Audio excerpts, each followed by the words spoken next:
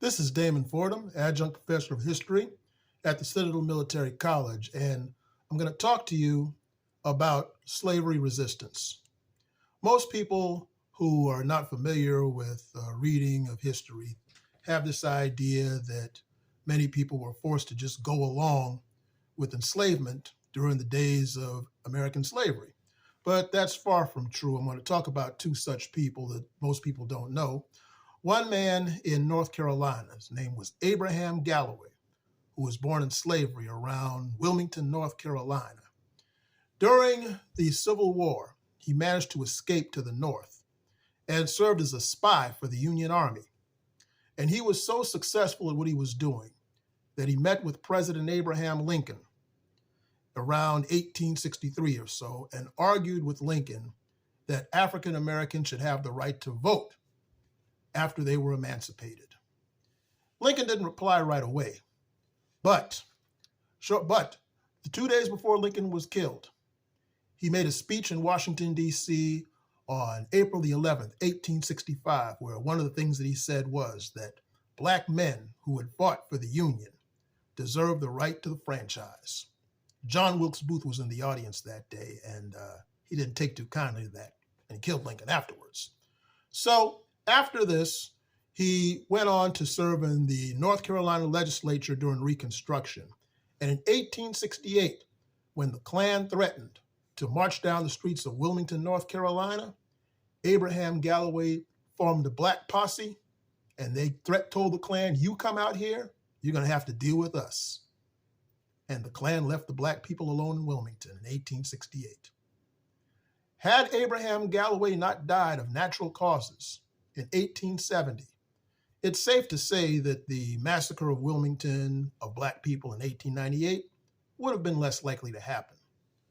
Now, in South Carolina, you had Denmark Vesey, who was born in St. Thomas, Virgin Islands, in around 1767.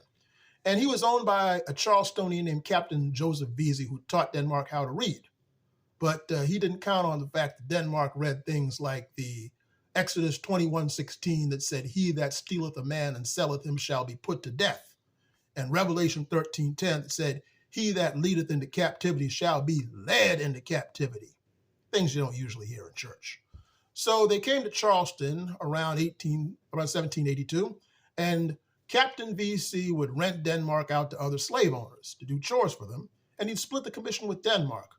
Well, Denmark saw an auctioneer with a roulette wheel in 1799, and he bet on the number 1884 and won $1,500.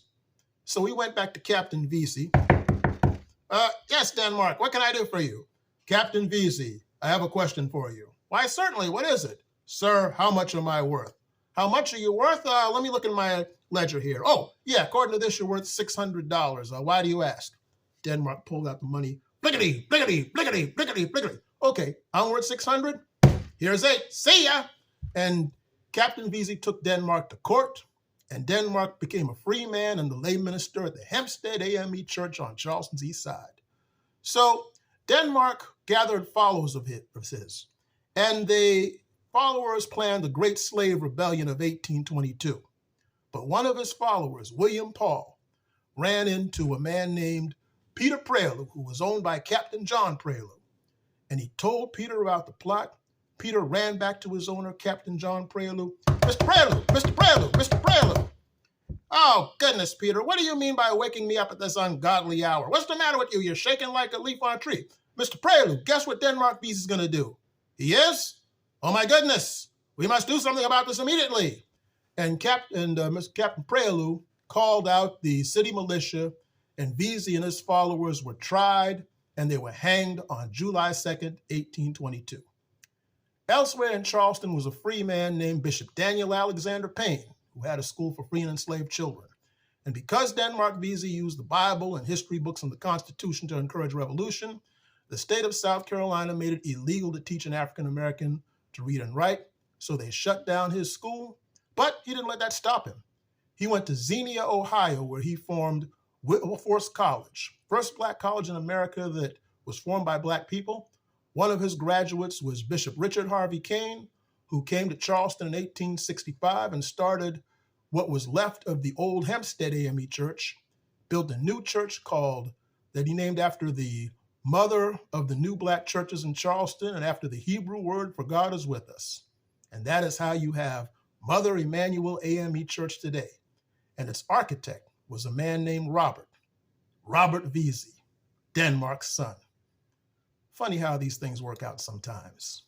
This is Damon Fordham.